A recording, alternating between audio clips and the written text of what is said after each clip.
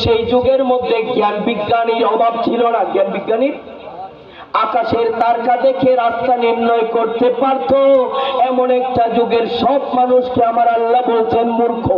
কি বলেছেন? মূর্খদের মধ্যে আমার আল্লাহ একজন রাসূল পাঠিয়ে দিলেন। সুবহানাল্লাহ।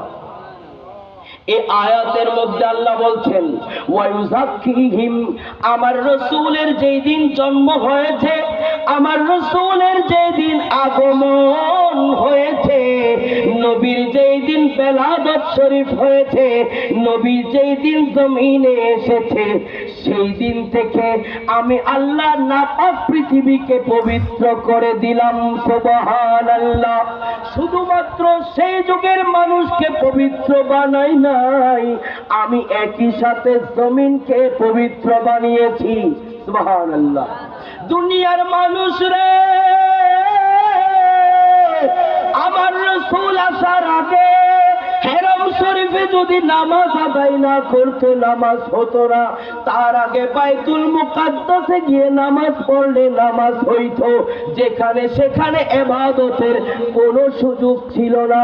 কিন্তু আমার রাসূল যেদিন আম্মা আমেনার রেহেম থেকে জমিনের মধ্যে তশরিফ এনেছেন, নবী রাহমাতুল লিল আলামিন যেই দিন জমিনের মধ্যে এসে লেগেছেন, শায়ের বলছেন শুধু বজুদস रहमतुल लिल आलमीन मस्जिदे शुद्ध हमारू ये जमीन सलातुल या